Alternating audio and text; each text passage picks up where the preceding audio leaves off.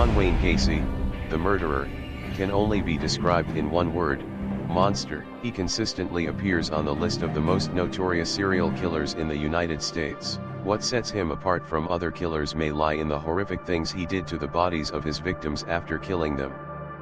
Words like perverted and horrifying may be used, but perhaps they are not enough to describe everything he did.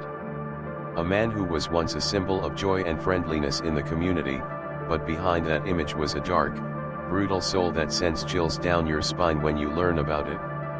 Let's dive into this dark story in today's video to uncover the secrets behind the murderer that America can never forget. The killer clown with 33 victims, John Wayne Gacy, shocks the United States. Hello, when it comes to the summer, people often think of humorous comedians, or they can also think of the famous villain in the Marvel comics. However, few people know that some works of art were inspired by real events. In the 1970s, there was a self-employed builder from Chicago. He was a warm-hearted, kind-hearted man and loved to dress up in summer clothes to buy fun for everyone at children's parties or early events. Unexpectedly, hidden behind his appearance is a very evil soul. He has become one of the most notorious murderers in American history.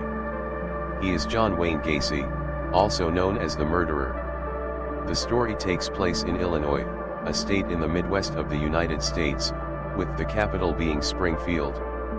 Illinois is one of the main agricultural states in the United States, with 80% of the land area being used for agriculture. The land in the north and central states is very open, considered one of the best arable lands in the world.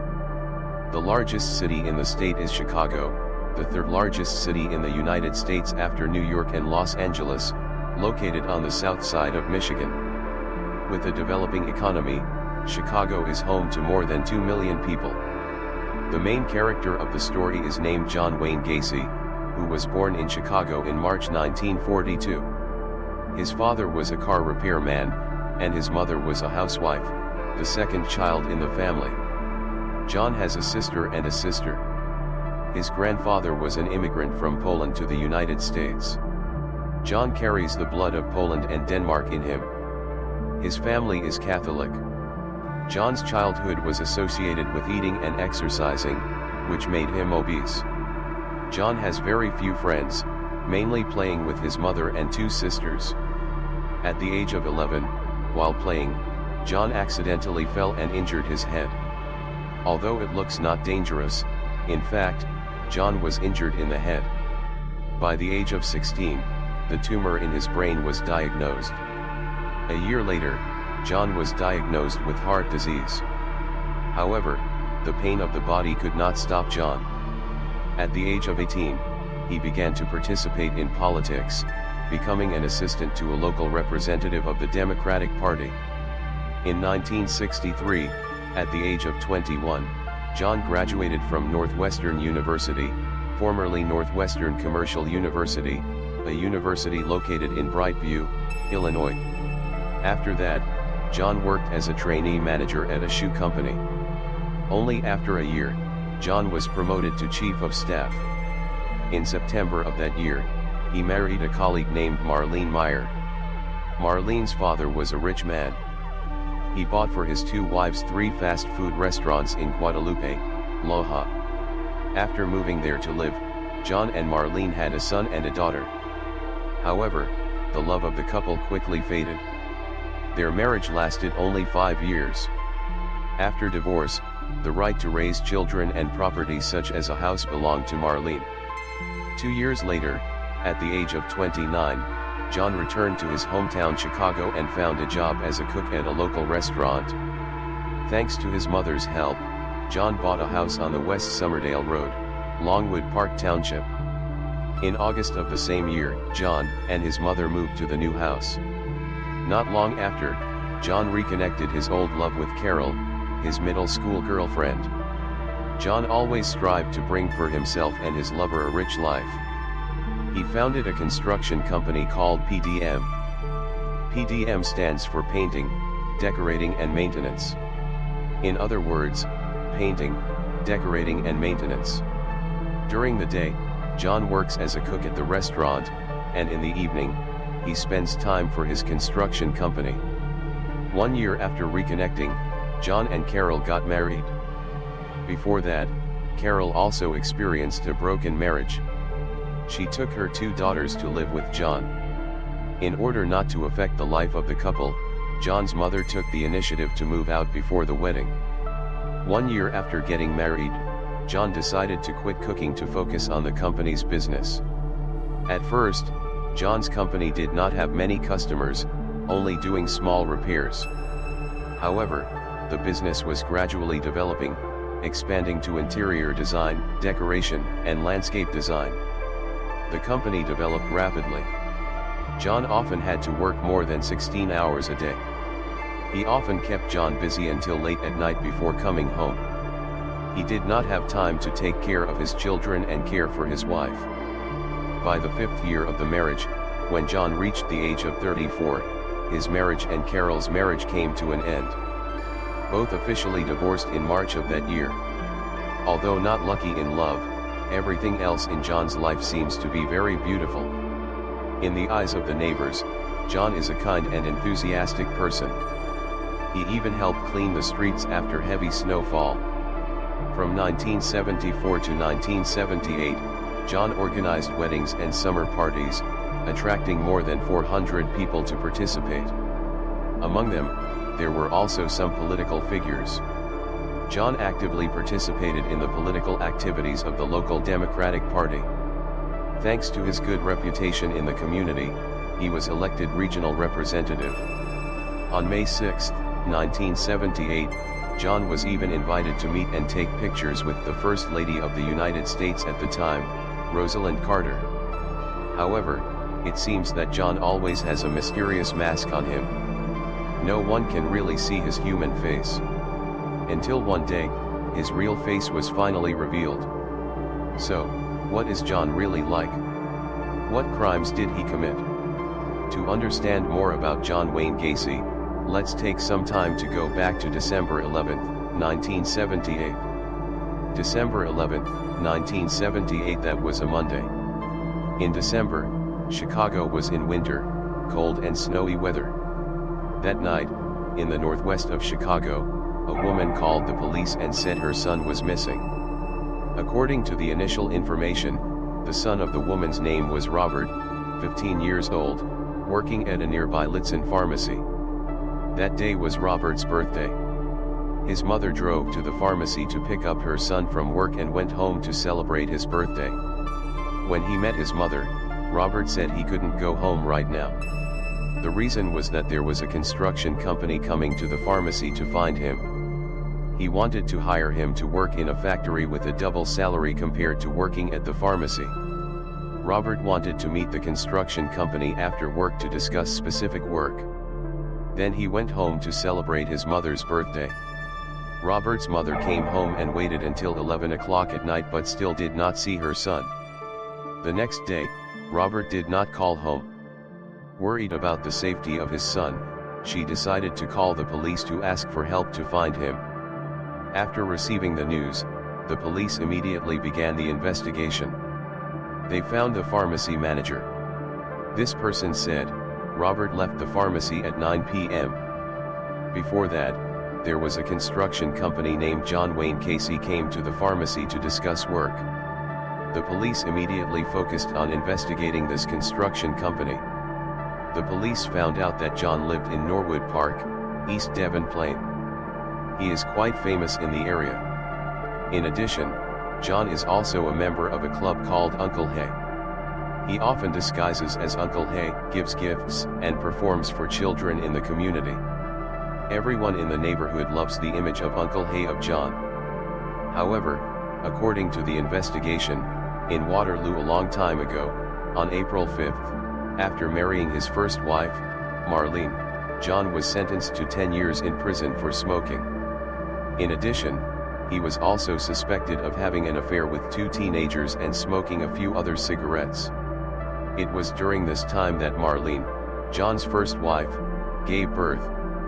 John's manhood was revealed very early.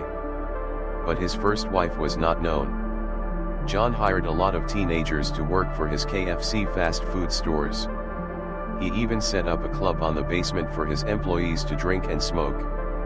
Before punishing these teenagers, John often gave them a drink. If the victim objected, he would say it was a joke. During his time in prison at Anamosa State Prison, John was considered a model prisoner. Just a few months after going to prison, John was promoted to chief cook. In addition, he also actively participated in some programs to improve living conditions for prisoners. Thanks to his good deeds, John was released after only 18 months in prison. After that, he returned to Chicago. After marrying his second wife, Carol, John often took strangers home by car. Carol asked John the reason, and when everything could not be hidden anymore, John had to admit to Carol that he was gay. Then the two divorced and finally divorced. Time passed until the next evening when Robert was missing for 24 hours. Two police officers called John's house. John was 36 years old at the time and told the police that he had come to the pharmacy that day, but there were two employees in the store and he did not know who Robert was. John affirmed that he did not offer a job to Robert. He came to the pharmacy just to ask if he needed to renovate the yard. When the police asked John to come to the yard to serve the investigation, John insisted that his uncle had just passed away, so it was not convenient to go back. He promised to come to the police station a little later. At 3:20 a.m. the next day, John appeared at the police station in a state of depression. John said that he had just had a car accident, and then the police confirmed that this was the truth. Faced with police questions, John openly denied having anything to do with Robert's disappearance. He affirmed that he did not offer a job to Robert. However, when asked why he returned to the pharmacy at 8 p.m. that day, John said that the pharmacy manager had called him and said that he had left his uncle's address at the pharmacy. The police asked John to write a detailed description of his activities that night. While John's interview, John's house inspection order that the police asked for was finally approved. They immediately went to John's house on West Somerdale Street. At John's house, the police found many surprising items. There were some police badges and a gun in a drawer. In the bathroom, they found a heart, a bracelet, and some books about homosexuality. In the closet of the bathroom, they found some men's clothes that did not fit John. In the northwestern bedroom, investigators found a can of cigarettes, a number of driving licenses, and a sign of a high school graduate in 1975 with the letters ZAES. In the closet of the room, they found a bill of the Lixun brand and a 91-centimeter nylon rope placed next to it. The police detained John's mobile car and all the vehicles of the PDM construction company. At the same time, they sent two teams to watch John 24 hours a day to find more clues. On Wednesday, after Robert died, investigators received a call from a witness. He reported that a year ago, a man named Gregory died. At the same time, another John employee named Chad died in a river in Illinois. The caller said that the deaths of these two people were related to John. The next day, the police investigated more about the information provided by the witness and found out that a man named Jeffrey had reported that John had hit him on the car and then violated and attacked him on the car. After the president's death, John left Jeffrey in Lixun Park. The next day, Jeffrey was discovered by the people. Being watched 24 hours a day, John was still very calm. He even often invited police officers to have a drink at the restaurant, drink alcohol at the bar or his house. In addition, John repeatedly denied having anything to do with Robert's death. He accused the police of blackmailing him for political reasons, sometimes to escape the police's surveillance. John disobeyed traffic rules to keep track of his followers. John's other mobile phone was sold to a man named Roxy, an employee of John. Roxy started working for PDM from May last year and lived with John until April next year. After being approved by Roxy, the police checked the mobile phone. They found a pair of wires suspected to be human hair at the back of the car. However, due to the fact that DNA technology had not yet developed at that time, these wires could not provide more useful information. Then, the police brought in 3 trained service dogs. One of them went into the car, went to the front seat and knocked down the driver's chair. This is a typical reaction that shows that someone has died on the car.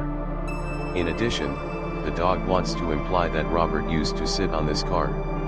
In the morning of August 8th, since Robert's disappearance, John once again invited the police who were watching him to have breakfast at a restaurant. This time, John seemed very worried and tired.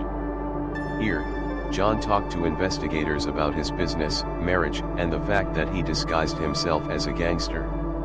At one point in the conversation, John suddenly said, "You know, those guys can be guilty." That afternoon, John drove to the lawyer's office to file a complaint with the D-Plan police asking them to stop watching and compensate $7.5 million, about $18 according to the current price. On the same day, based on the statement of the medicine found at John's house, the police found Kimberly, Robert's colleague at the pharmacy. Kimberly told the police that on that day, he was wearing a coat and it was hidden in the closet. Knowing that Robert wanted to use the medicine to meet the builder, he took off his coat for Robert. This proves that Robert was with John before he disappeared, contradicting John's statement to the police. The man who bought the car from John said in the summer of last year, according to John's request, he poured a large amount of liquor into the space below John's house. Hearing this, the police felt something was suspicious because during the investigation, they did not discover any space below the house. The police immediately asked for an investigation a second time. At the same time, John's lawyer filed a complaint with the D-Plan police.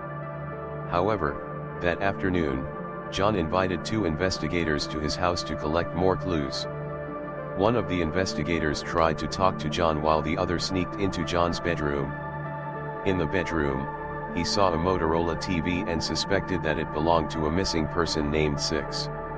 While the investigator was trying to record the TV's serial number, John found out that the investigator had broken into the bathroom to attack John. While he was pouring the liquor, the investigator smelled something very strong. He suspected that the smell came from the water pipe. However, during the investigation, no one noticed this detail. Maybe it was because the water pipe in the house was not turned on. The next day, the police continued to interrogate Roxy. When asked where John could hide the body of the robot, Roxy said that he might have hidden the body in the space below the house. After that, Roxy was taken for a blood test, but he did not pass the test. Roxy still affirmed that there was a body hidden in the space below John's house. The police also found a man named Graham. He said that John had tried to offend him 2 years ago. When Graham came to John's house and saw the bruise on the carpet, John's face immediately became tense. After that, John hurriedly took out a flashlight and quickly picked up a piece of carpet and went down into the space below the house. When asked by the police if he had ever been down there, Graham said that John asked him to help untie the rope down there. In addition, Graham also helped John to dig a few 6.1 centimeters wide, 1.8 centimeters long and 6.1 centimeters deep holes, equivalent to the size of a grave. However, John explained that those were water pipes. Being watched by the police, John realized that being arrested was inevitable. That day, John came to visit some friends and say goodbye to them. In a drunken state, John confessed to his friends that he had robbed almost all the victims in the space below his house and buried 5 other bodies in the riverbed just now. Because he drank too much, John quickly fell asleep. The next day, after waking up, John refused to meet the psychiatrist that his friends had arranged for him. After that, he drove to another friend's house, hugged that friend tightly and cried that he had killed 30 people. That was the last day John was released. The morning of that day, the police had received information about John's confession to his friends. Worried about John's unusual actions, the police decided to arrest him immediately. When the police informed John that they would search for Robert's body in the space below his house, John denied that the boy had been hidden there. After that, the police came to John's house with a search warrant. When they arrived, they discovered that John had drawn a water pump, which flooded the entire space below. After using the water pump, they started to dig. In just a few minutes, they found a part of the body decomposing and decomposing. Due to the decomposing body, the police identified that this was not Robert. The investigators found the remains of 3 other victims next to the second body. One day after being arrested, John confessed to the police that he had killed about 30 young people. He said that most of these people were homeless or prostitutes that he had found in the streets of Chicago. John would use any reason to lure them into the car, such as inviting them to work as a prostitute or a fake wife. Once he was found lying, he would use violence to control and arrest them. John would handcuff the victims to control them, then commit crimes and torture. John called these horrific actions as playing with handcuffs. Finally, he would use a bandage to tie the victim to the wall. When asked why he did so, John said he was inspired by the Houghton assassination. The Houghton assassination took place in the late 1960s and early 1970s, when 3 men had killed at least 28 people. John often lured the victims to his house every day, but there were also cases where he killed 2 people at the same time. John said that killing people brought him a sense of happiness. The police spent a week to open his house, and they found a total of 27 sets of handcuffs in the house. 26 sets of handcuffs were found in the living room, kitchen, and bathroom. Another set of handcuffs was found in the living room under the parking lot. The police also found 3 more bodies in a river in Des Plaines. After burying the victims in the living room, John often carried the bodies to speed up the process of burial.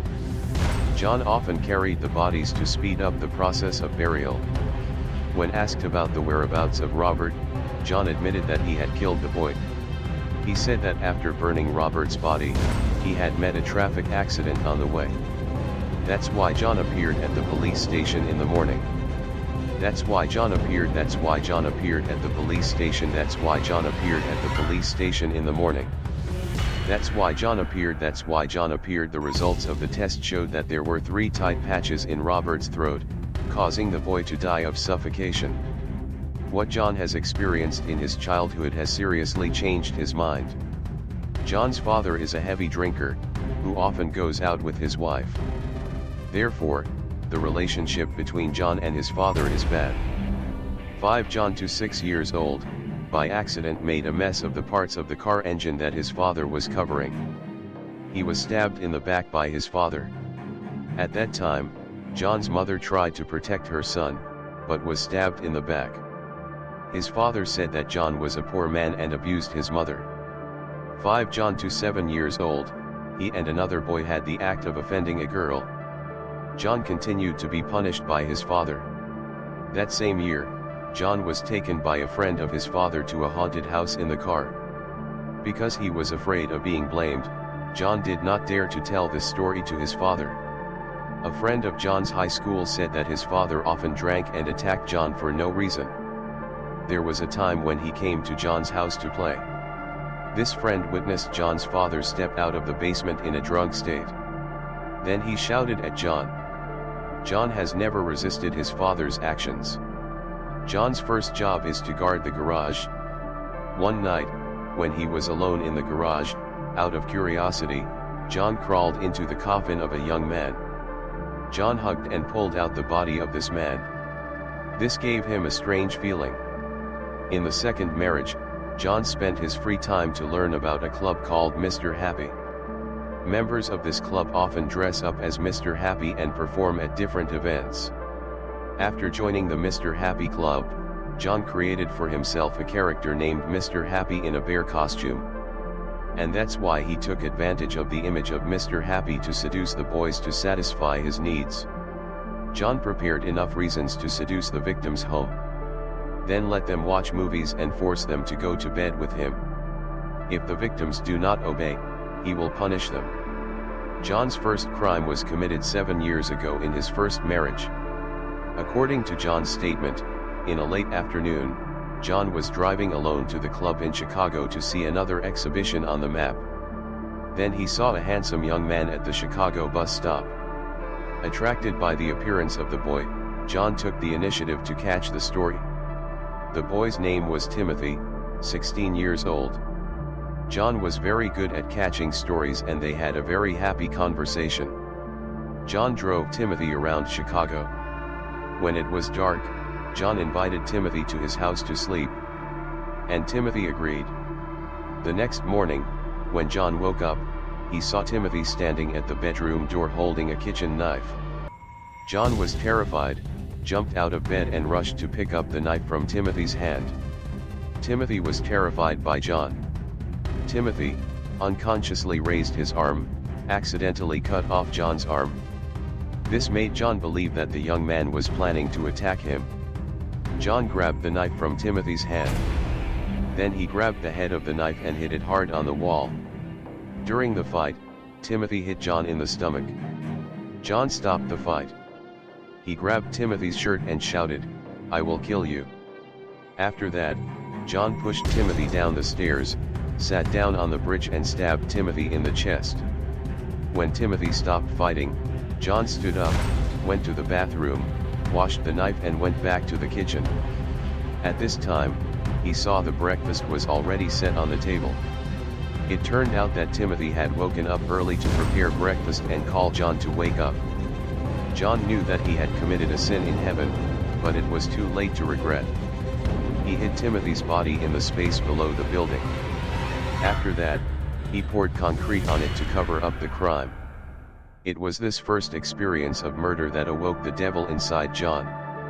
Since then, he has committed 32 other murders.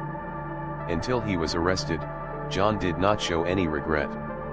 Speaking of the first murder, John said that he had experienced a great pleasure. He believed that death was the ultimate pleasure. In February 1980, the trial of John Wayne Gacy was opened in the district court. After a month of trial, the court issued a verdict. John Wayne Gacy was convicted of murder with 33 charges, as well as crimes of infringement and abuse of children. John was sentenced to death. John did not submit to the verdict and filed a complaint. In mid-1984, the Supreme Court of Illinois held the verdict. In the following years, John's lawyer has filed several complaints. Until October 1993, the Supreme Court rejected the last complaint. In the afternoon of May 19, 1994, 52-year-old John was allowed to have his last dinner with his family in prison, with KFC. The next morning, under the witness of a priest, John Wayne Gacy was killed by poisoning. According to the report, John was diagnosed with a mental disorder before being diagnosed. He did not regret the crimes he committed. Even in the last words before being diagnosed, John was only worried that killing him would not be able to compensate for the loss of others. He even wanted to wake up. "Keep my ass. Temporarily kiss this ass before you die." The death of John Wayne Gacy's team finally had to pay for his terrible crimes. However, there was still the pain of the victim's family when the 5 teams were not yet identified. Perhaps somewhere, they were still waiting for their brother to return. The police continued to search for their identity using the most advanced DNA technology. Hopefully, one day, they can return the name to the victims and bring comfort to their families. The story of John Wayne Gacy has become one of the most shocking murder cases in American history. It has a dark side to the human soul and is a warning to the heartlessness of society. It is an unusual sign that must be paid for by the lives of my people.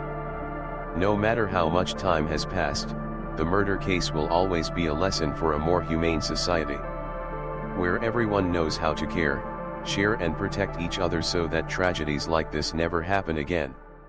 Today's video ends here. See you in the next videos. Goodbye.